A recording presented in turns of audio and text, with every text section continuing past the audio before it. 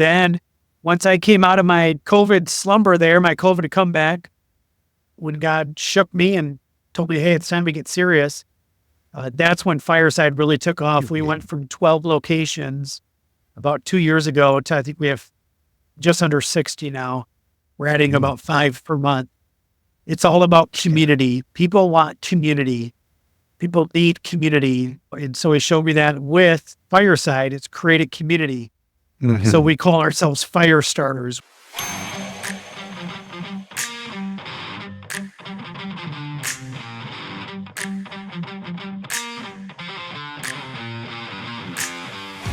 Ever wondered how an RV can become more than just a vacation getaway?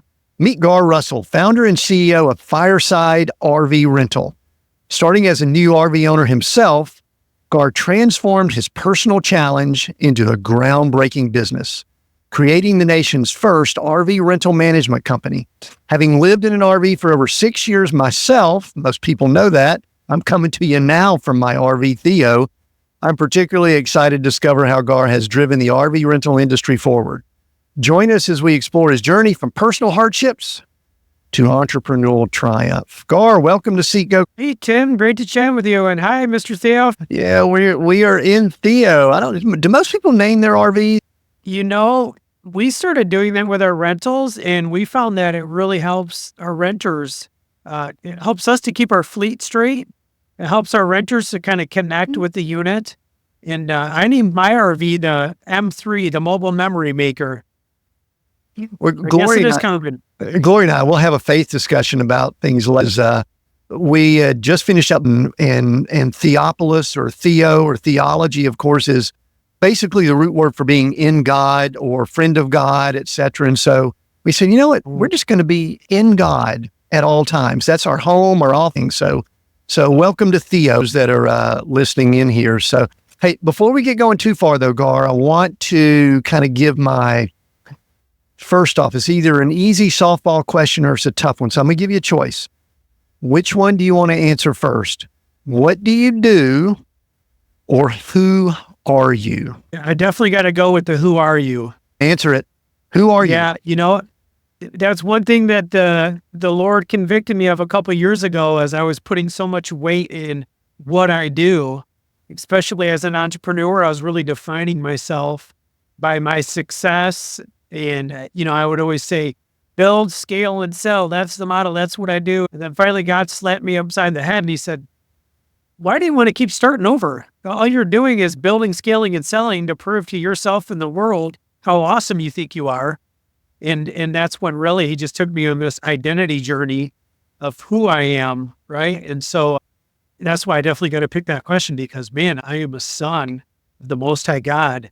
And when we know that everything flows out of that it's in him that we live and breathe and have our being, then, man, everything else is set up in much more proper manner because we're operating out of who we are as a child of God. So yeah, that's who I am. I'm a child of the King, man. And then everything flows out of that, right? Because then it's, now that I know that, then I can say, okay, well, since I'm a child of the King, all right, King, what do you got for me to do? What's my purpose? And then he can show me, okay, well, this is what you do. And like we teach our kids in our homeschooling, it's to know God and make him known. And I could go on and on and on. So I'll leave that as my answer right there. So the cool thing, I know there's a lot of people listening to the audio. There's people that are going to be watching this video. You're wearing a shirt that says definiteness of purpose. Does that tie into who you are? Yeah, I grabbed this out of a Napoleon Hill book that I read years ago.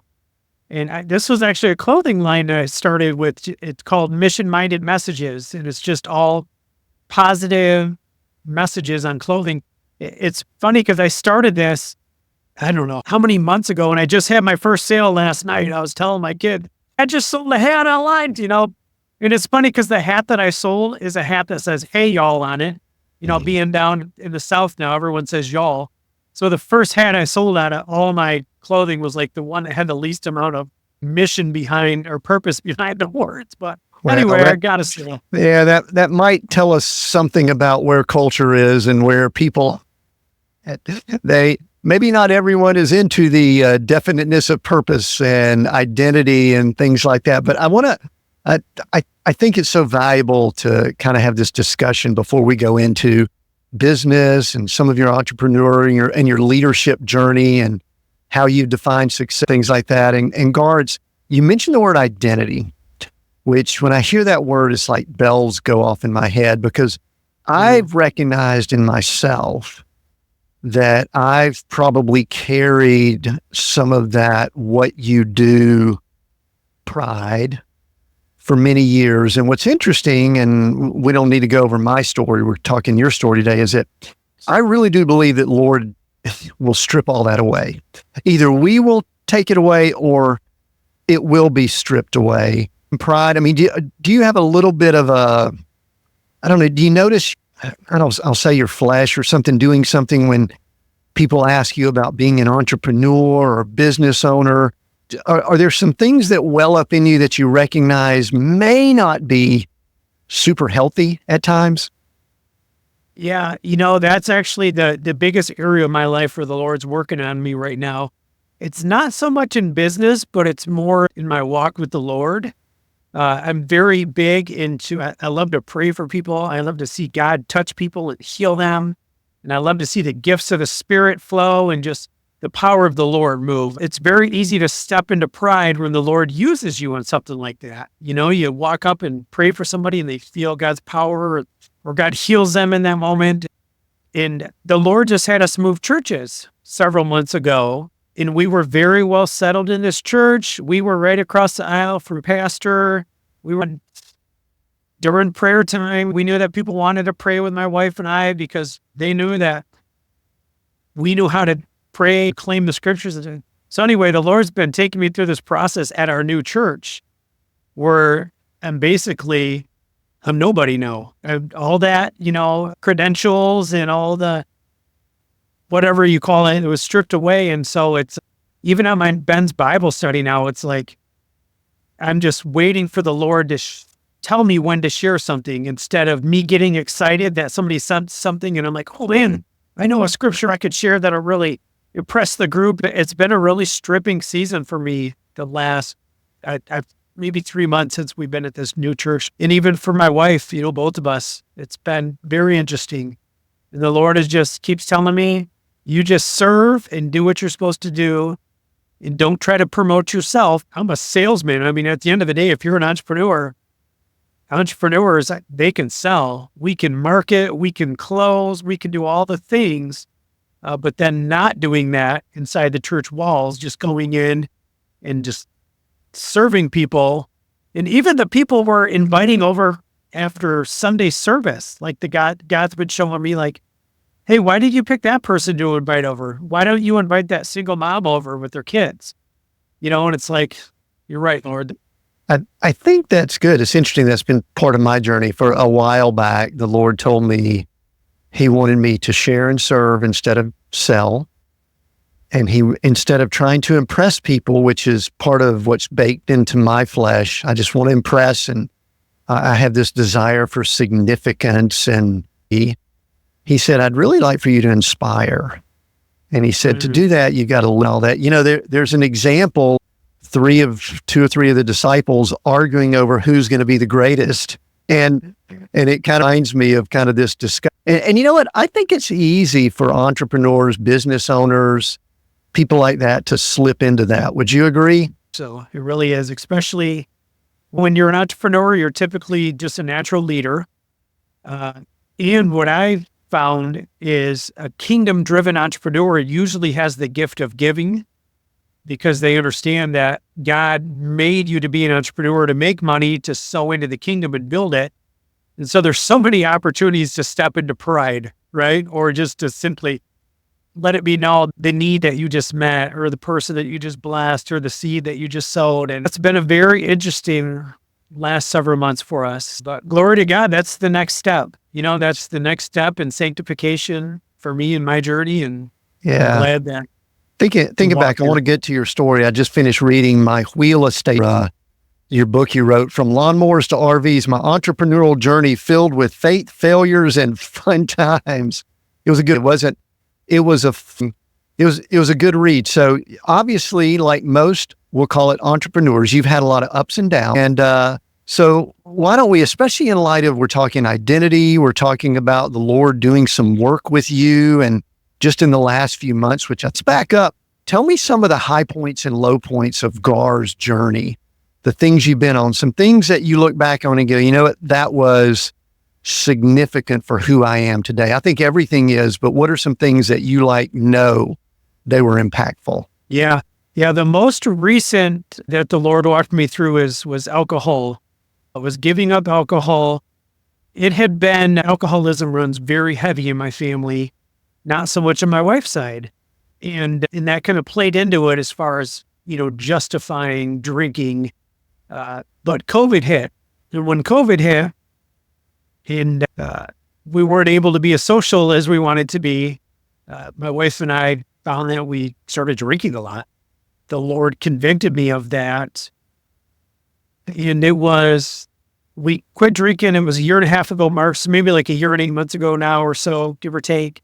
And I didn't realize how much of a hold it had on me until the Lord showed me.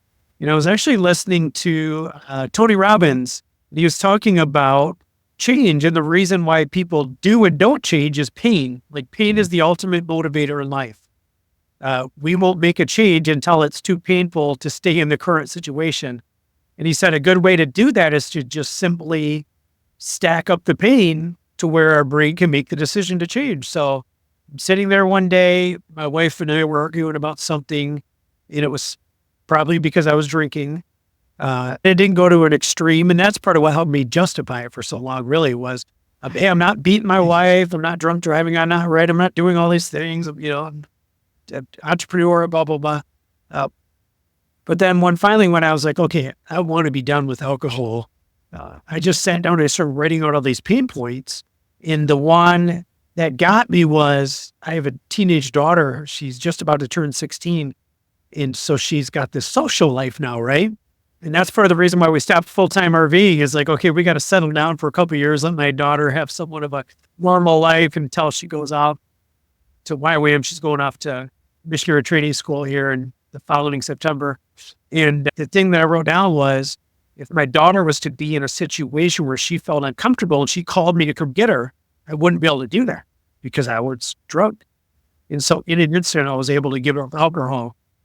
I gave that up, but then the Lord started showing us all the things that I was doing while I was drinking. I became very passive in my business. I actually had a multiple 7-figure real estate portfolio that I'd built up, and sold most of it, not even realizing what I was doing because I was just keeping everything afloat through COVID and all that stuff. And the Lord opened my eyes to realize, Garr, you're literally selling off. That was my retirement portfolio. You're selling off your retirement portfolio to keep everything feel like it's still, moving along just fine. And so, man, the Lord just brought me through this beautiful process in that. With hindsight, he showed me, like, hey, you just broke alcoholism off your family bloodline. Just the benefits outside of, I can go pick up my daughter if she needs me. And me and my boy are standing outside grilling one day, and he's like, Dad, I'm going to have a beer with you someday. And I said, well, no, buddy, remember Mom quit drinking? He's like, Dad, I'm going to have a Coke with you someday. And God showed me right then how quickly we can literally change the future for the generations ahead of us.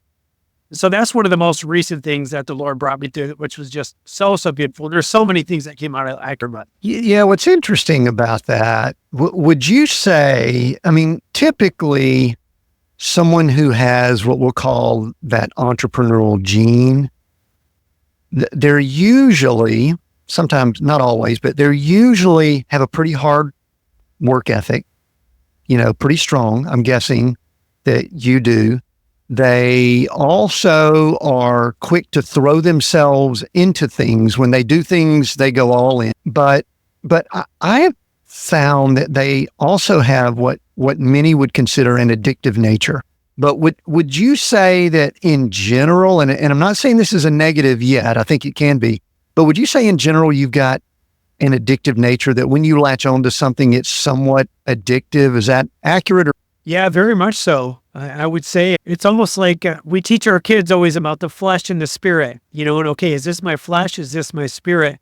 And you talk about being like all in and being addictive, it's like two and the same, but they're different, right? And I do agree with that. Yeah, that addictive nature where even if it's something that's good, right? Like working on my business is good.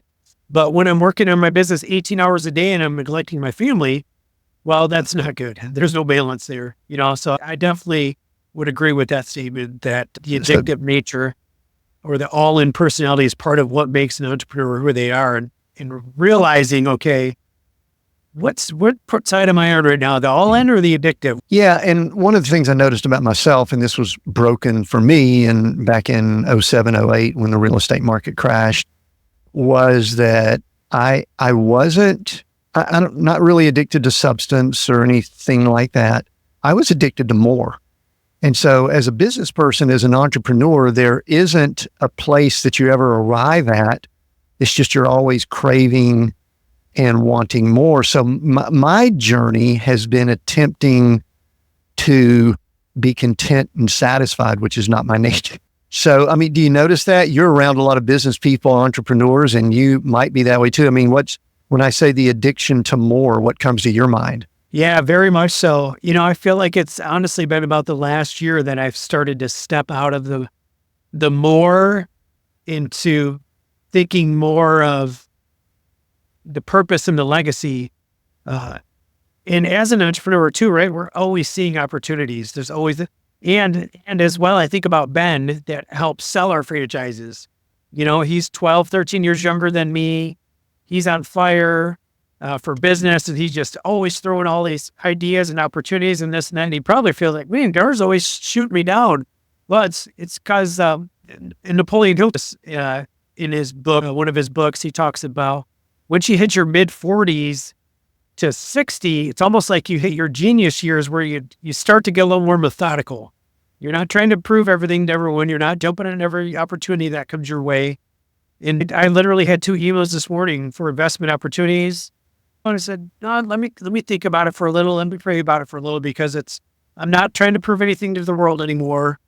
And it's not all about money, really. And, my definiteness of purpose, which goes back to, it's my children is my main calling, is homeschooling my children, raising them to be, like, we already know 3 of our 4 kids, like, what their calling is, and they're already being prepared for that. And that's where my focus is. And it's very easy though, when we're in the grind of the day and the kids are stressing you out and they're not paying attention during school, to say, man, I could just go in my office and work and hear from all my franchisees or people who, Don, you're great, you're this or that, instead of being in the grind, in the trenches, really plant seeds for a lot of things that I'm not even going to see to come to fruition, for my children and their children. That's good. I want to talk about the homeschooling, but before we get too far away from the addiction and what you mentioned with COVID, I believe, and we're, depending on how you're counting, we're recording this to put a timestamp on in November-ish of 2024. People may be listening into it before the end of the year, 2024, maybe even early 2025. But is there anything else going on? I believe, I actually, my wife and I realized that we were probably suffering from some depression during the COVID period of time. And we would like to think, I'm sure you and your wife are this way, you have a strong faith about you, that the Lord is with you. And, we were seeking the Lord during that time, but we were probably in a depression. We didn't think about it. We probably drank more than we should have during that time too. I never, identified it or anything like that, but, that was probably the case. But I think we were going through a lot of stuff. And I think a lot of leaders, a lot of people were.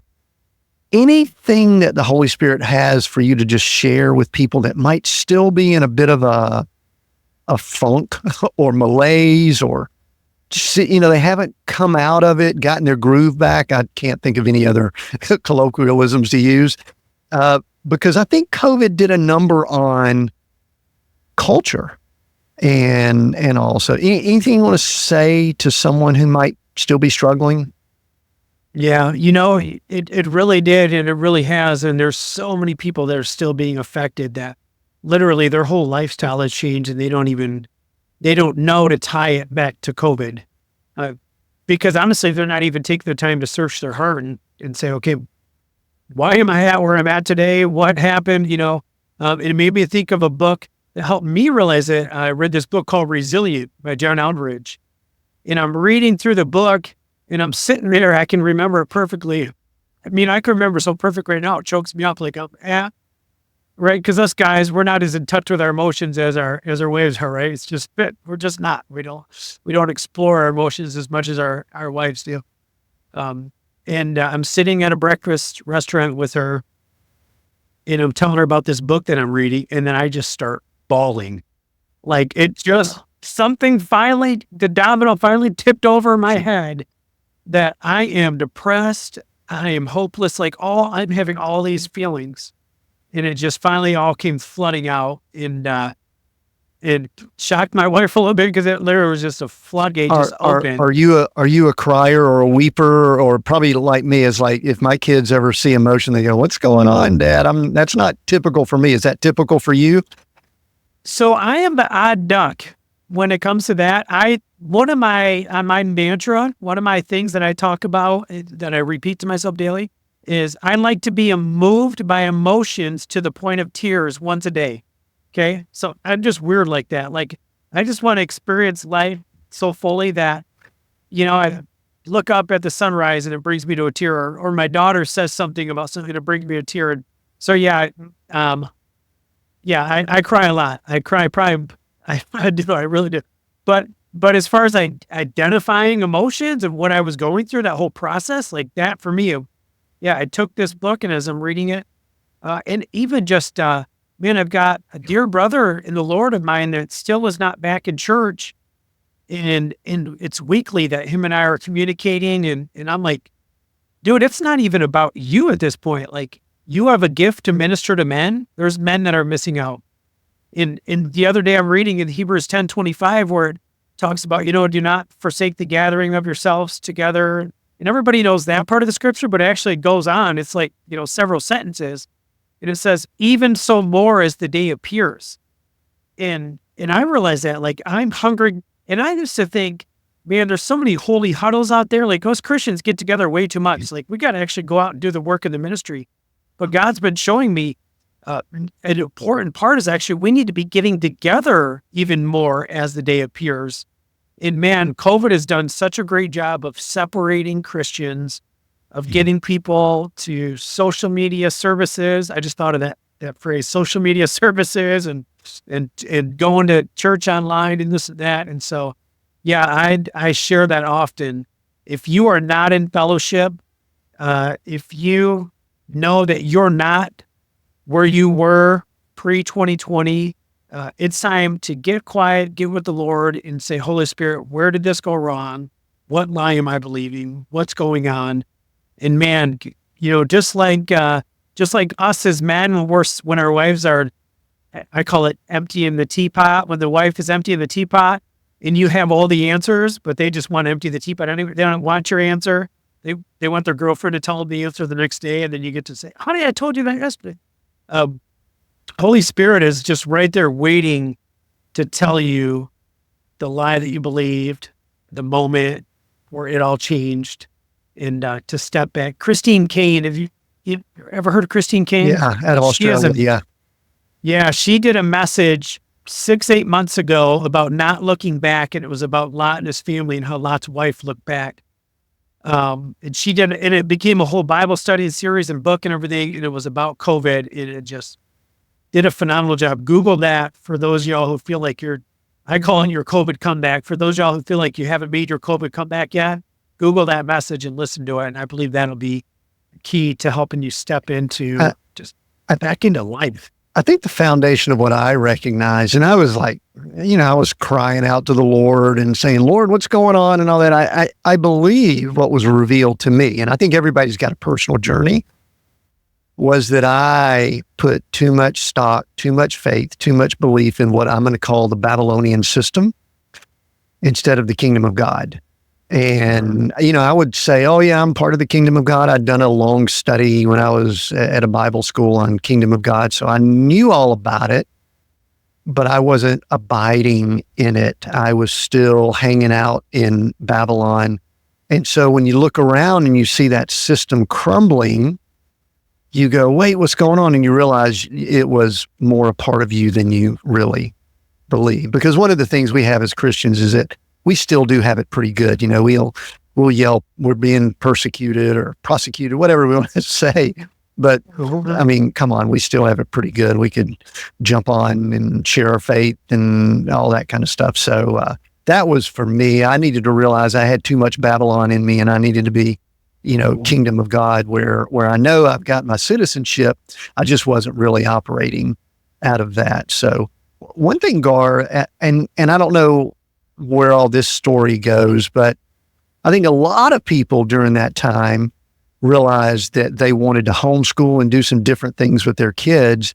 It sounds to me like y'all may have been doing that before COVID, or when. Tell me a little bit about your homeschool journey. Yeah, we've been homeschooling since the beginning. Something I told my wife when we were dating. I want to homeschool. I want 5 kids, and something else. I think I said I want to travel. And so we just got our 5th kid, quote unquote, a young girl that's my daughter's friend that we just been loving on, and that's part of the reason the Lord has showed us why we moved churches. Was literally we left to go get the one, and I was sharing this yesterday. With our kids still go to our old church for Kids University Wednesday nights, and then our older kids go to the new church. And sharing this with one of the sisters there about that, and I said, "Man, God showed us why He had us move." It's beautiful. But yeah, we've been homeschooling since the beginning. We love homeschooling. We have a really unique homeschool schedule for our kids. Just fun stuff. A lot of reading the Word, writing the Word, memorizing the Word. We serve at food drives together. We just fun stuff. The biggest thing for me that I always say with homeschooling is I care more about my kids' heart than their head knowledge. So once they get to a certain level in math, then I teach them how to use a calculator, because that's what they're going to do in the real world. Once they get to, and I want them to fall in love with reading. If I can get them to fall in love with reading and just the quest for learning and seeing God in everything, then I'm doing my job as a homeschool parent. Yeah, it says in the Word that we're to train up our children as they should go, I think in Proverbs. And a lot of people have taken that to mean we're supposed to correct them and spank them and all that. I actually think we're just supposed to point them to the Lord. We're supposed to get them in the place where they're walking out their journey, their assignment, whatever term we want to use, in God's kingdom. And we homeschooled our kids. They're in their 30s now.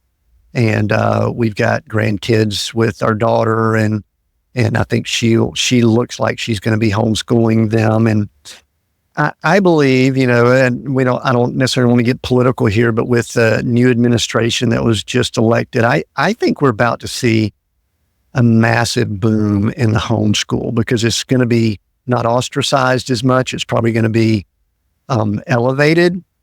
And, kind of like I asked you earlier, what thoughts, advice do you have for someone who's wondering about it? They might be fearful of it. I remember when we first started, we were afraid we might mess our kids up. This was back in the 90s, by the way, a long time ago. And we said, man, I hope we don't mess our kids up. We were both products of public school, but it was public school in the 70s, which was much different.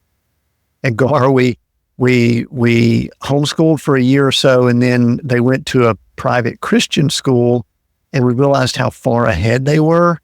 And we were like going, no, we're good. We're okay. We're good here homeschooling. But anything encouraging that you could give to people that are considering it or struggling with it, but they know they need to consider homeschooling? Yeah, for sure. Yeah, and we actually tried that with our 15-year-old. She went to private Christian school for about 9 weeks. And in several of the classes, she was not doing the best. Bible class, she was the best kid in the class. And then just through a couple of situations, like, no, we're doing great. And we brought her back home.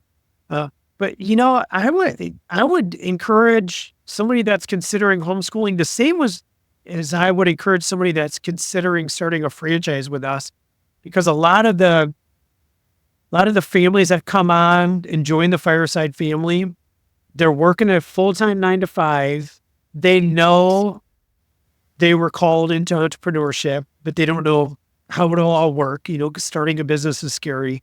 And when I have my phone call with them, we always end it by praying that the peace of God that passes understanding would guard their heart and mind. And so I tell the potential franchisees that I said, hey, if you have God's peace, but you don't understand how it's going to work, then perfect. You're lining up with the scriptures, the peace that passes understanding. So once you have God's peace, then it switches over to, okay, God, we have your peace that we're supposed to do this. So that's been determined. And now you move into the faith over fear portion of the process, I call it, where you step out in faith, because then all the fears start to creep in, right? Well, what if we mess our kids up, like you said? And I tell people, you're going to mess your kids up. You're already messing. You don't think you're messing them up already? We're going to mess our kids up, right? But praise God that the Lord is going to show them through their journey where they got messed up, and he's going to bring them healing and restoration and help them to be that much better of a parent than we are. So get over that fear, because that fear is going to come true. You will mess your kids up, and then really it's just taking that step of faith. I love that scripture where faith is being certain of what you hope for and sure of what you do not see.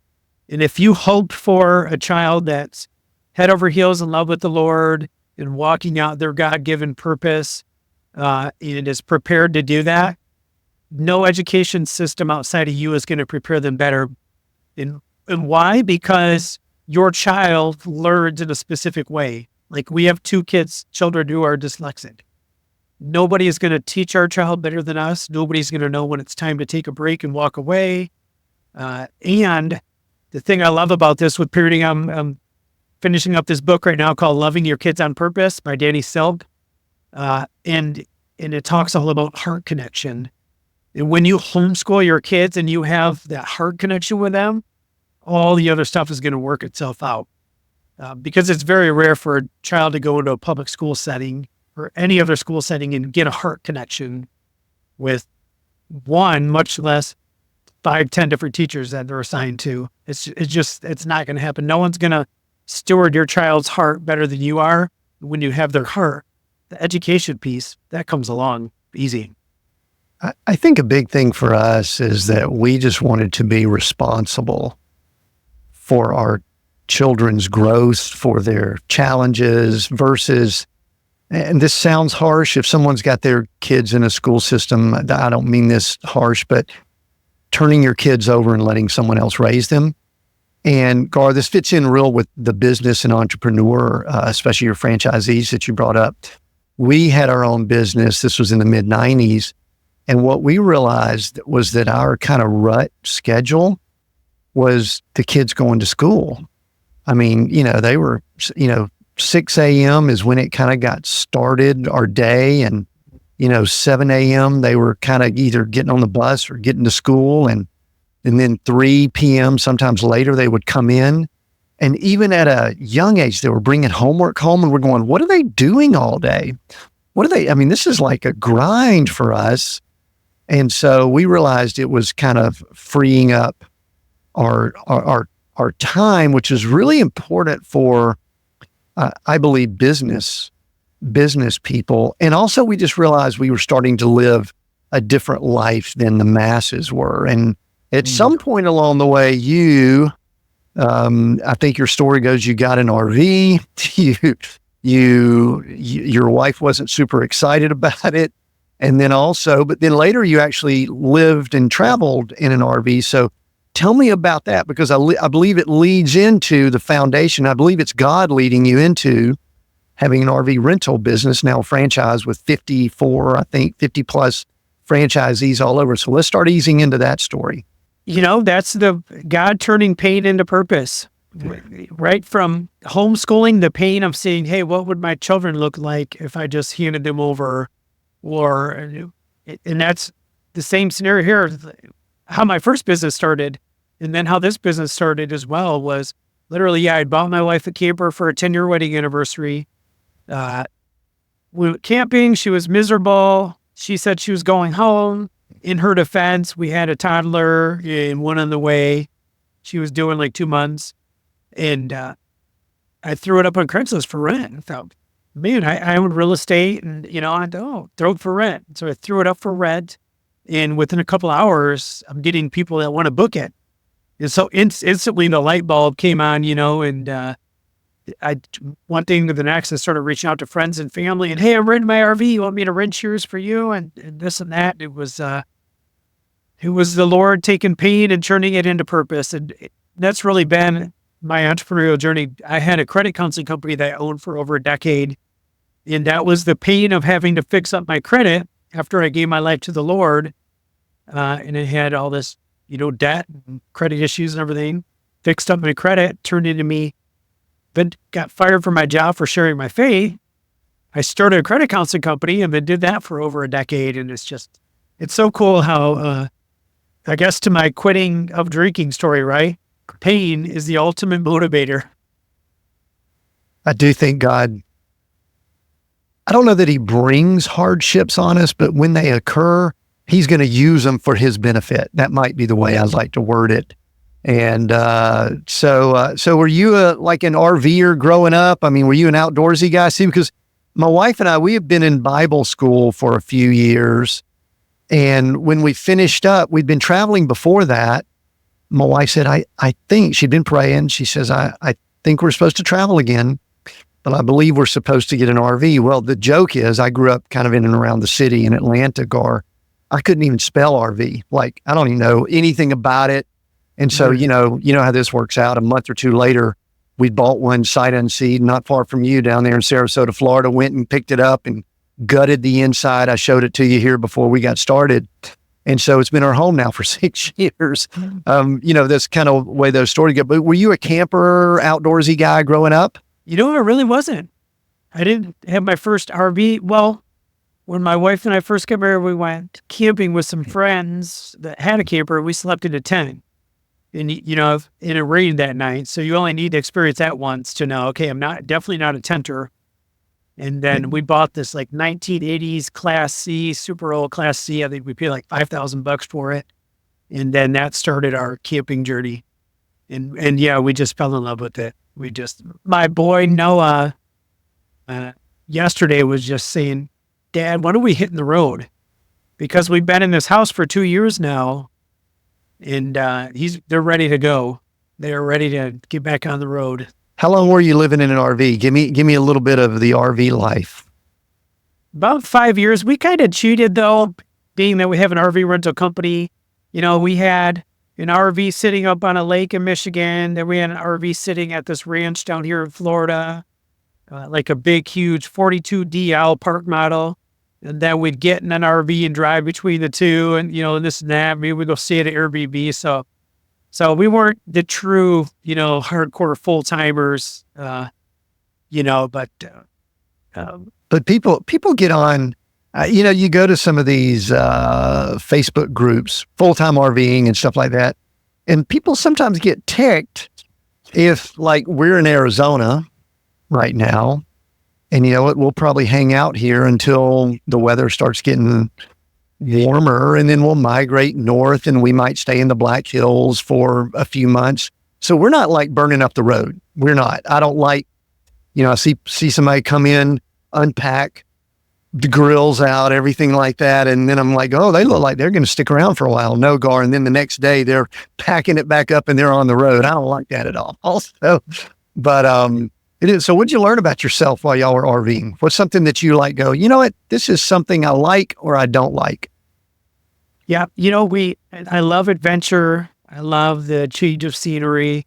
And then on the other side of that, we learned, okay, with homeschooling, like we can't be packing up and unpacking every day. We've got to set up somewhere for 5 days, 7 days, so on and so forth. And the first winter we actually took my mother-in-law. So that was an adventure doing that. I think we took her the first 2 winters, maybe.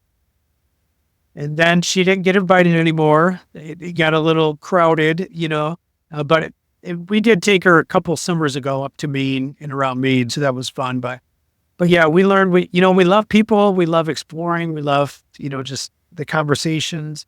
The other side of that as well is we learned, oh man, we got to watch out who our kids are talking to, because you pull into a campground and, oh, hey dad, what does this word mean? Or, why is that person wearing that?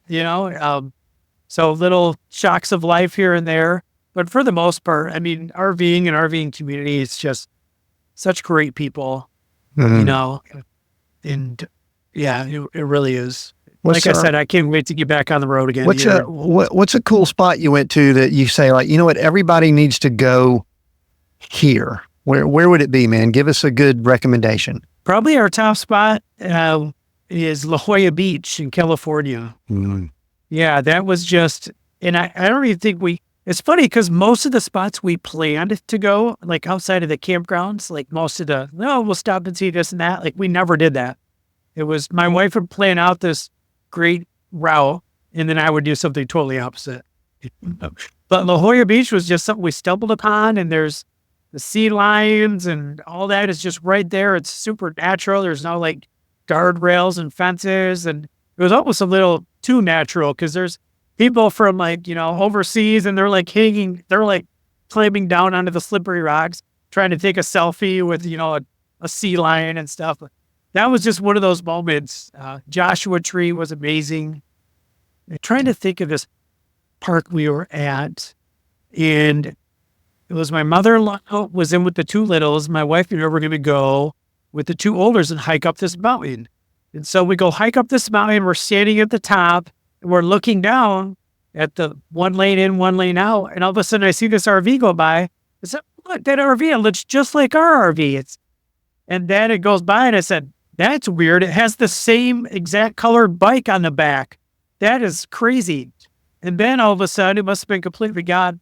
My phone rings. I have a signal all of a sudden. It's my mother-in-law. I had parked like in a tour bus spot, and they booted her out. So here's my mother-in-law driving the RV around the side of the mountain going, hey, what do you want me to do? I don't know what I'm doing right now. So that was a fun memory that was made. So the cool thing about an RV rental business like you've got, let's spend our last bit of time here. Let's really dive into some business stuff here. The cool thing about the RV rental business, we post some stuff and people we're connected with, they know what we do. And so many people love the thought of what we do. They love the thought of being able to travel, get in an RV and go. But it seems as if very few people actually take the step and do it. The thing I love about RV rentals that you have is that you allow people to kind of try before you buy, or at least to try it out and test it, do things to get into an RV, go to the nearest national park around you, or do something just to break their normal grind. And I just have always thought that is just something that everybody should do. Don't you agree? I mean, I'm feeding right into what your business is, but don't you agree with that? I totally do, from several different standpoints. One is just getting out and connecting with your family, connecting with nature.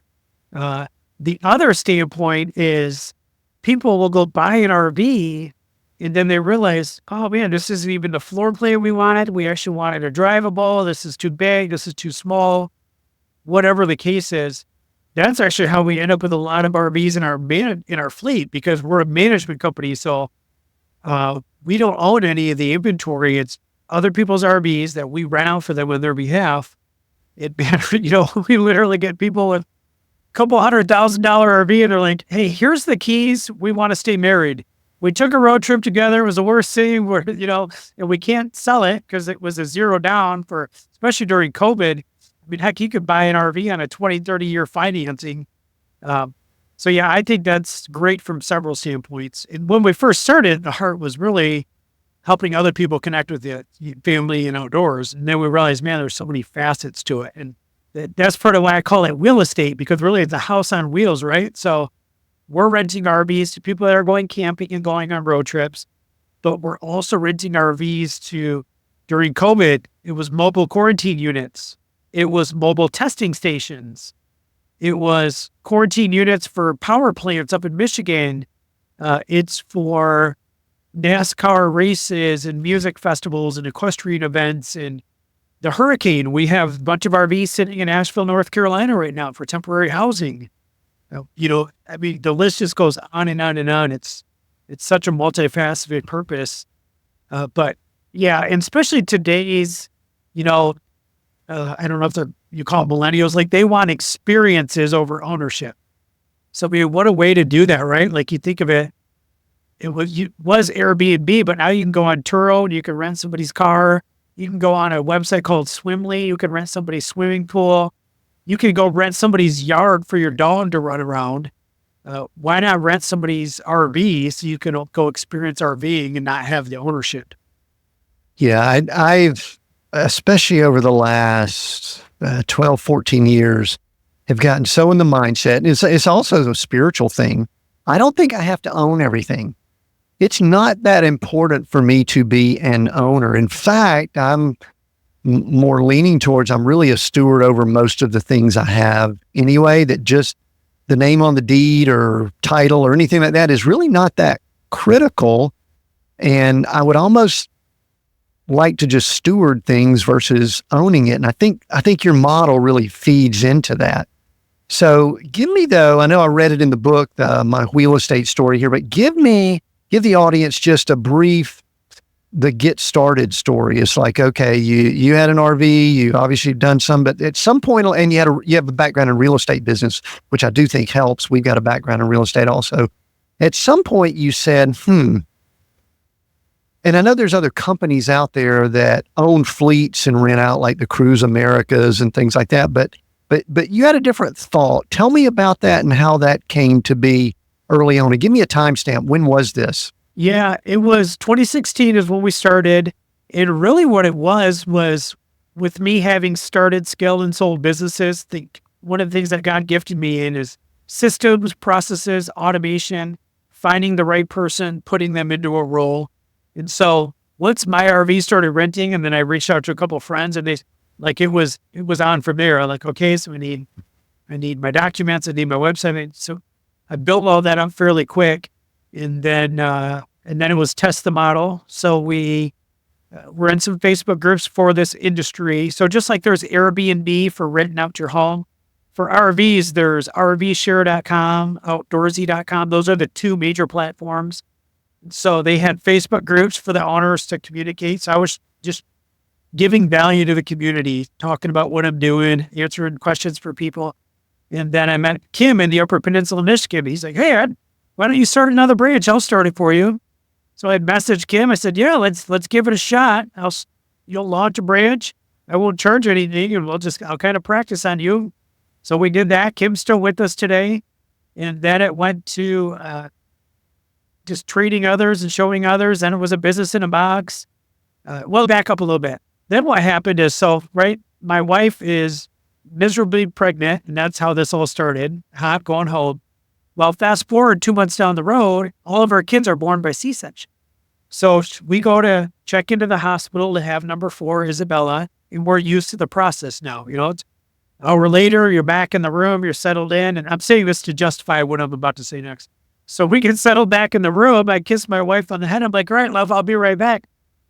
You'll be right back. Where are you going? I'm like, well, remember when you left me at the campground? No, I didn't say. I went to the RV dealership and I bought 4 RVs. That's where I was going. And literally, after I did that, the Lord smacked me on the side of the head and he said, other people's assets. And so, praise God, I listened and I started renting other people's RVs instead of buying a fleet. And man, fast forward to COVID, when a lot of my competitors went out of business because they had the payments and the insurance and the real estate, all the overhead, and I didn't have that overhead. So literally within the handful of weeks where nobody knew what was happening, I had competitors going out of business. I'm just sitting there. I laid off all my staff. I'm just sitting there kind of waiting to see what happens next. And then I get a phone call from Consumers Energy in Michigan. Hey, we need 72 RVs for mobile quarantine units for our electrical engineers. So I'm right back to work and one thing to the next. And then God told me after that, he said, you need to franchise now. And I fought that one for a little bit because that's a long, arduous process, cost you six figures. I'm a visionary. I'm not a details person. And, anyway, I did it. We walked through that, learned a lot of lessons about things not to do with franchising. And then once I came out of my COVID slumber there, my COVID comeback, when God shook me and told me, hey, it's time to get serious, that's when Fireside really took off. We went from 12 locations about 2 years ago to, I think we have just under 60 now. We're adding about 5 per month. And it just, it exploded. And that's, God showed me, kind of like we were talking about earlier, it's all about community. People want community. People need community, and so he showed me that with Fireside, it's created community. So we call ourselves fire starters. We have our mantra. We get together tonight. We have our weekly Zoom and do what we call Fireside chats. And in January, we're getting together in Tampa doing a big retreat. And that's the big thing. When people even ask me about starting a Fireside franchise, they're like, hey, Garr, why would our franchise sells for $50,000, and then we usually do like a pay in full discount or in-house pay. Garr, why would I cut you a check for $50,000 when I could do all this myself? And I said, well, for 2 reasons. One is you can do it 5 years faster and probably save yourself double the $50,000. 2 is really the value is community. Just do life with a bunch of faith-driven entrepreneurs that have the same dreams and purpose for your family. That's the big value. Yeah. So it's obviously you're seeing some real scaling going on. What's the biggest struggle when you start growing a business like this? And we could drill down. You brought up you were hesitant about franchising. I have similar thoughts. I work with leaders and leadership teams, and I've had the discussion of franchise, don't franchise, expand, and all that. And there's pros and cons. Give a couple of them real quick that you went through when you were going through the process. Yeah, franchising, once you're through it and it's all set up properly, it's great. It protects the consumer. It adds more accountability to the franchisor. So it's great in that aspect. There's a lot of paperwork involved, which is even to continue with the registration states and all that kind of stuff. The biggest thing I learned with franchising is when I started talking to franchise brokers, is I talked to one of the top franchise brokers in the nation, and I said, hey, why do franchises fail? And he said, the reason why franchises fail is lack of support to the franchisees. So that became our top focus with Fireside is how do we support our franchisees? And so I have a great staff of people. And what we've really been doing as we scale is bringing our franchisees in to assist other franchisees. And it's been beautiful how we're all able to assist each other. We have very in-depth courses and quizzes to make sure they're understanding the content they're consuming. And we're just constantly asking the franchisees, okay, what's your biggest pain point? What's your biggest success? How can we help you? Just constantly getting that feedback so we can better serve them. And so that's been great. One thing I learned, I was at a conference about 3 years ago called ClickFunnels. Russell Bronson, you ever heard of him? Yes. Yeah. So and there's a whole other story there of how I got to that conference, which was a complete God story. I'll quickly share a little bit. I have reached out to one of my mentors in Texas, Josh Latimer, phenomenal business guy, man of God. And when I was going through all this pain of trying, the drinking and the business and all this stuff kind of collapsing, and Josh is like, hey, get to Texas. I can help you. Well, I was in such a bad spot. I thought, oh, great. He just wants me there because he's going to sell me a coaching program or something. When I'm the one who reached out to him, like God told me to reach out to him, I did it. And I was a jerk and thinking he wants to scam me. So anyway, excuse, I didn't. We're trying to collaborate over Zoom. Long story short, I go up to Michigan that summer with my wife to this little hotel we love to stay at in Ludington, Michigan. Well, Josh actually has a summer home in Ludington, Michigan. My wife and I are sitting at this little restaurant, and who walks in? Josh Latimer. And so I sent him a message, hey, we're in Michigan, Ludington, any restaurant you recommend? And, I was, oh my gosh, you're here. We sat down, had this amazing dinner together. And he said, you need to get to ClickFunnels Funnel Hacking Live in Orlando, Florida. I signed up right then. I got there, and Russell opened it with the hero's journey that we walk on as entrepreneurs. And I'm in tears in my hotel room. I have a video of myself just crying, and my beard at the time was like this. I was a wreck. I just looked crazy. And Russell said, a business has two sides. It has the attractive character and it has the operator. And I realized I'm the attractive character. I'm the visionary. I'm the one who can go out and talk and sell and do the videos and marketing. I didn't have an operator. And so I went and I got myself an operator. And that there in the franchising, that's where things really exploded, is when I was able to bring Stacy, who was one of my successful franchisees, on as our operator. And she became my work wife and got me organized and system and all the things to where I wasn't all over the board, and just exploded from there. What do you have like a profile of what you look for in a franchise owner? And I know the answer is often it's hard to say, but there's got to be, with 50 plus, almost 60, there's got to be some trends you're starting to notice with the type people that step in and do well. Yeah, most definitely. First and foremost, we want to make sure that they know, top question is, Garr runs his business based on biblical principles. Do you agree with this? And even our advertising, God showed me about a year ago when we started doing paid, it's only been about 8 months, paid advertising, like putting out a lot of money in paid advertising. God showed me, have such a specific message that you're not necessarily attracting your audience. You're repelling everybody else. So literally, if somebody sees your tagline on your Facebook ad that says, "Attention Christian entrepreneurs," that you're 90% of the people instantly disappear. So that was one thing he showed me. And then on our franchise application, we got to make sure that they're coachable. Flip side of that, make sure they're not a know-it-all, which the two kind of go hand, because someone's like, oh yeah, I'm coachable. But then the next question, they're kind of a know-it-all. And then if they're super analytical, that the faith over fear, like there's a spiritual side of this, right? So if you feel like you have to understand everything before you take a move or make a move, you're so analytical, then I'm probably not the person that's going to serve you, because I'm not going to give you all those answers. I'm going to say, hey, do this one thing and then let's see what happens. And so those over analytical, literally when I started franchising this, I had an investor who had 3 RVs with me at my location in Michigan. He bought my location from me, but this is where I learned the analytical side. He worked for Herman Miller in Michigan. He was a project manager and he ran this division. It was super smart, did a great job. He interviewed me for months and months and months, and then he bought my franchise. He just about put it under, just about lost his wife, and I bought it back from him.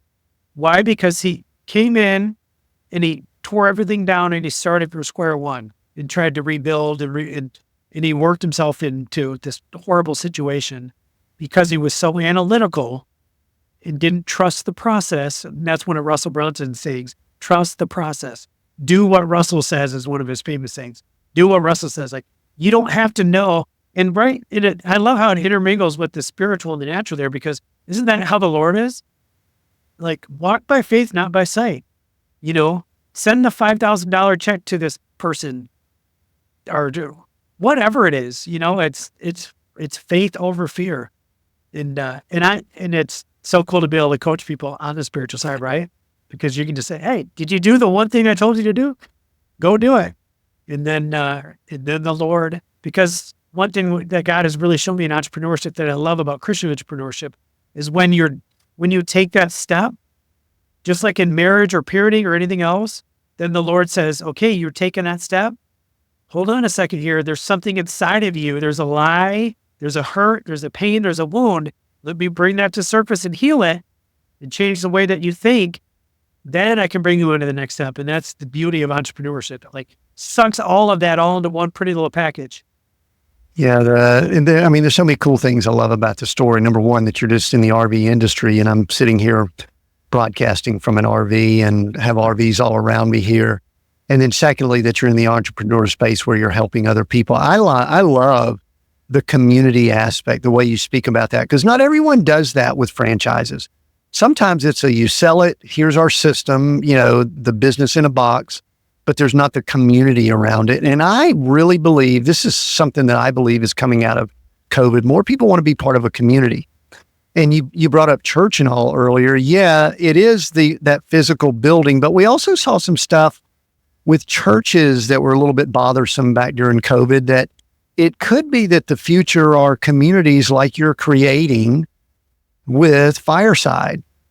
People that are, they're independent, they own their own business, but they're part of a system, but yet they're all faith driven. They can come together, they can pray together, support each other. I love that. Hey, Garr, if someone wants more info, either let's encourage, if they need to go rent an RV and just get out of the city, wherever they're in or something like that, give that info. And then secondarily, give info if they are saying, you know what, I'm kind of intrigued by the business. Give that info right now. We'll include it in the notes. And then I've got one more question before we wrap up. Yeah, go to firesidervrental.com. You can click on rent an RV, rent out your RV, or start a Fireside. So you can get all three options from that website, firesidervrental.com. And then the other website I love to send people to is myrealestatestory.com. So that's my book where you can just go download a free copy of it. You can get it on Amazon as well if you want to hold something in your hands. But if you want to download a copy, I believe we have the audio version on there as well for free. I just love sharing Christian entrepreneurship. And one of the things I love doing is talking to what I call entrepreneurs. You think you're an entrepreneur, you're not sure you want to. There's some things in the book that talk about helping you seal the deal of, yeah, I'm an entrepreneur. Now what do I do? Yeah, that's good. We'll make sure people have the links. I popped up for those on the video on my Kindle here, my real estate story. And so, yeah, I think it's a good read, and it's a good glimpse into, if someone's considering doing business with you, they get to know you a little bit more. This has probably been helpful here, but I think the book helps with that too. So, hey, Garr, we are seek, go, create, those three words. I'm going to allow you to choose one of those over the other two that just means more, resonates with you, whatever. Seek, go, or create, and why? That's my last question. Oh man, create for sure.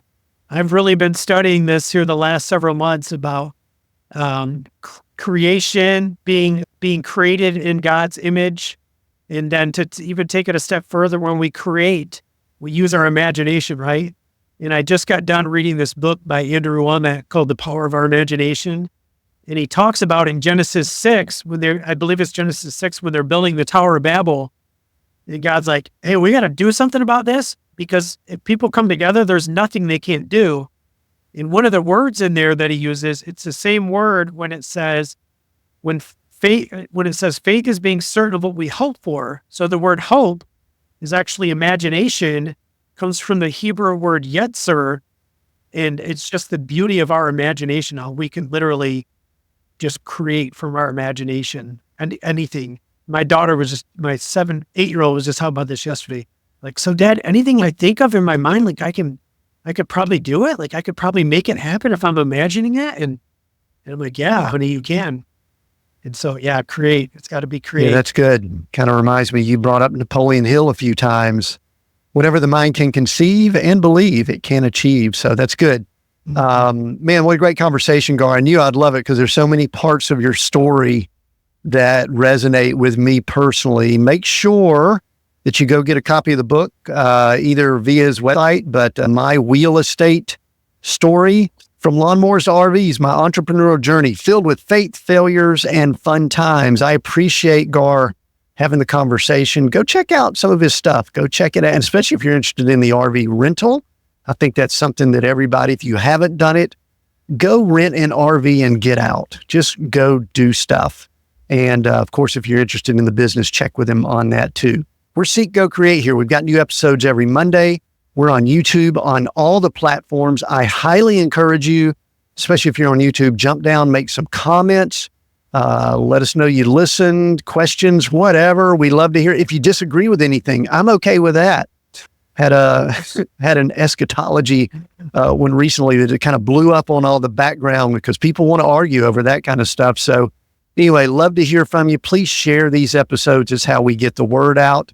Thanks for listening in here. Until next time.